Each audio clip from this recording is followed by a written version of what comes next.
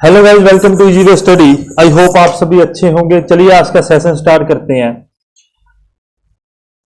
अपनी बात चल रही थी एमपीएफआई सिस्टम के ऊपर, multi point fuel injection system के ऊपर अपने बात कर रहे थे और उसी में एक छोटा सा टॉपिक रह गया था जिसे अपने कहते हैं एडवांटेज ऑफ एमपीएफआई सिस्टम।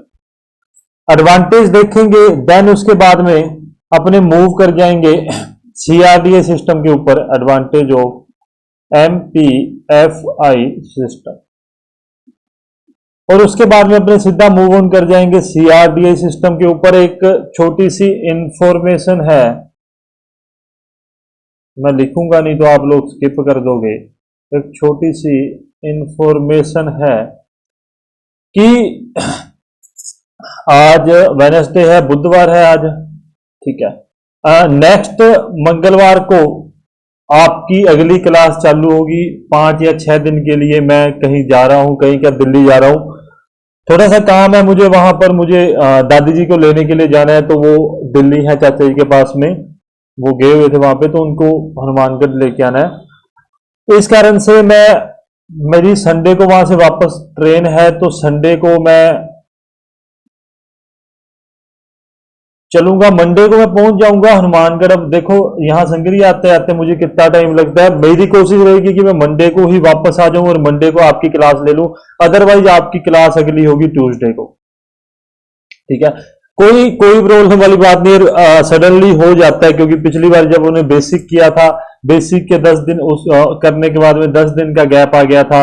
अब अपने आईसी इंजन का एक टॉपिक पूरा हो रहा है, फिर 5 या 6 दिन का गैप आ रहा है, तो ठीक है, ये हो जाता है, कोई प्रॉब्लम नहीं है। अब मेरा तो मन नहीं था, मुझे ये है कि मेरे को जल्दी जल्दी सिलेबस करवाना है, कर देंगे वो।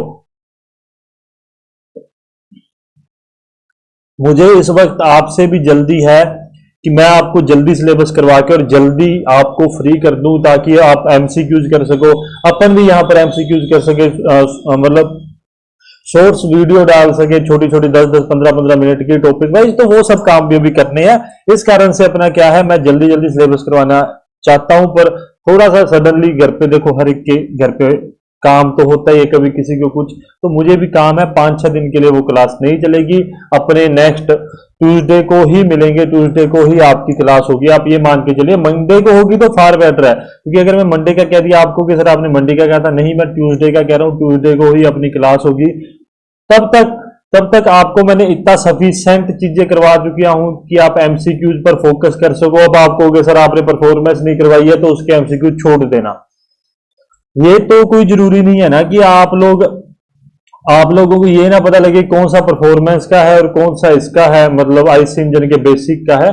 तो इसलिए आईसी इंजन को करते हुए चलना और परफॉर्मेंस को छोड़ते हुए एमसीक्यूज करना, 5-6 दिन का आपको समय दे दिया।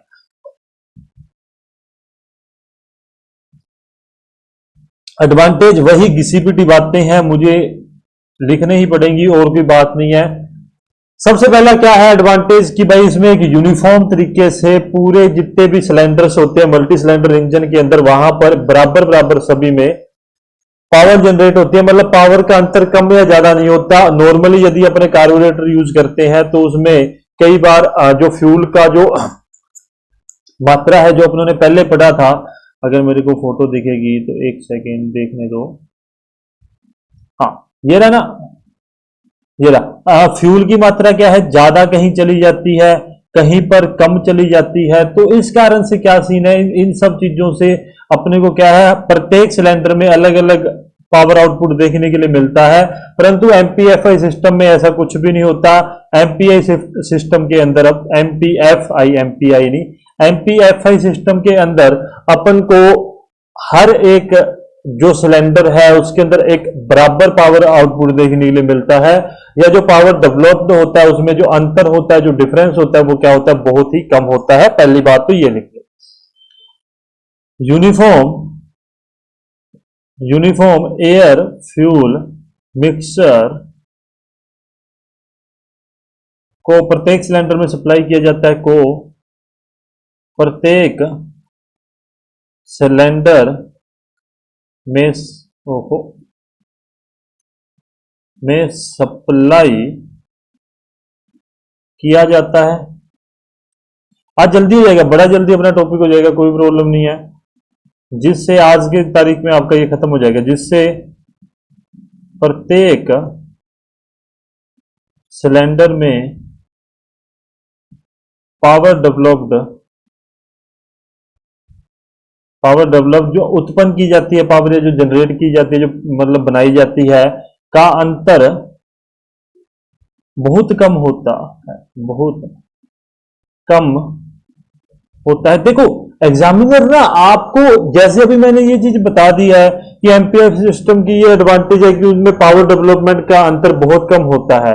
अभी आप इस चीज को एक ही पॉइंट ऑफ व्यू से समझोगे, देखो हर एक चीज को पढ़ो, जब आप टेक्निकल पढ़ रहे हो, टेक्निकल में एक चीज याद रखना, उसको हर एक पॉइंट ऑफ व्यू से समझना। ऐसा नहीं है कि एक ही पॉइंट पे आप स्थिर रहो कि मैंने आपने सर ने बता दिया कि पावर डेवलपमेंट का अंतर क्या होता है, बहुत कम होता है। उसको दूसरे पहलू से भी सोचो। क्या दूसरा पहलू?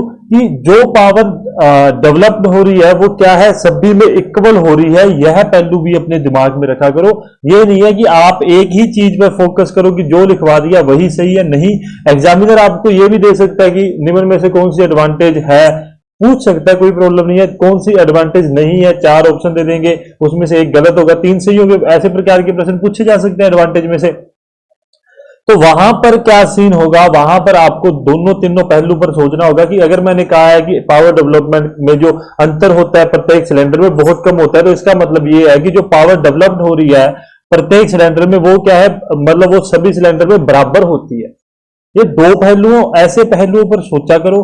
ये नहीं है कि आपको जो लिखवा दिया अगर आप उस चीज पे डिपेंड हो, बहुत ही गलत तरीका है ये आपका। आप दोनों तीनों जो भी पहलू है उसके ऊपर सोचते हुए चलो।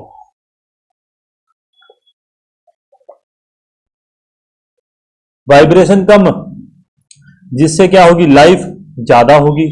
इस चीज को भी समझ लेना। वाइब्रेशन कम होगा तो लाइफ क्या होगी, ज्यादा होगी।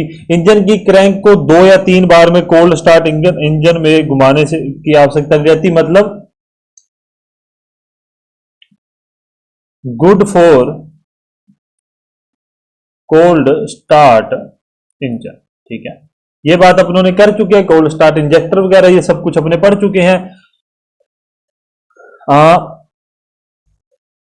एक एडवांटेज और भी है, वैसे ये चीज अपने पहले ही पढ़ चुके हैं, क्योंकि जहां पर अपने सेंसर वगैरह यूज हो रहे हैं वहां पर यदि अपने माइनर सा भी एक्सलेरेशन करते हैं, यदि अपने माइनर सा भी स्पीड बढ़ाते हैं इंजन की, तो उससे क्या है, सेंसर जो है बहुत ही जल्दी उस चीज को सेंस करता है और ईसीयू में उस चीज की इंफॉर्मेशन भेजता है, जिस अकॉर्डिंग में क्या है कमांड को भेजा जाता है। इस बात को आप ध्यान में रखेंगे। वही बात अपने लिख लेते हैं, डी में लिखते हैं, तुरंत रिस्पॉन्स मिलता है in case of sudden acceleration and deceleration, मतलब स्पीड बढ़ाने या कम करने पर क्या होता है, तुरंत रिस्पॉन्स मिलता है। मेरी फोटो आ रही होगी तो मैंने तुरंत रिस्पॉन्स ही लिखा, छोटी लैंग्वेज में खत्म कर दिया। ईसीयू के कारण एक्यूरेट अमाउंट ऑफ एयर और फ्यूल का सप्लाई किया जाता है। ये सभी ये बातें आपको सबको पता है, मैं ये भी लिख देता हूं। ठीक है, ईसीयू के कारण एक्यूरेट अमाउंट में एयर व फ्यूल मिक्सर सप्लाई किया जाता, नहीं सप्लाई होता है, लिख लो सप्लाई होता है। ठीक है, जिससे क्या होता है, जिससे पूरा एक कंप्लीट कंबशन अपने को देखने के लिए मिलता है। मतलब ये नहीं है कि कोई भी अनबर्न पार्टिकल्स रह जाएंगे। जैसे अपने आगे चलेंगे, जब अपने परफॉर्मेंस पढ़ेंगे उसमें एमिशन पढ़ेंगे ना, तब आपको ये समझ में आएगा कि हाइड्रोकार्बन वगैरह रह जाते हैं जिसमें, जिसे अपने मतलब वह पार्टिकल जो जल नहीं पाते हैं, उस प्रकार की कोई भी अपने को समस्या नहीं देखने के लिए मिलेगी, जिससे कंप्लीट कंबशन होता है वह लो एमिशन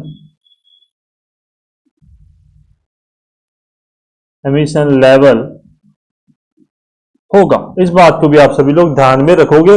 आगे छोटी छोटी बच्चों वाली बातें हैं। माइलेज इंप्रूव होगी, ठीक है। उसके बाद में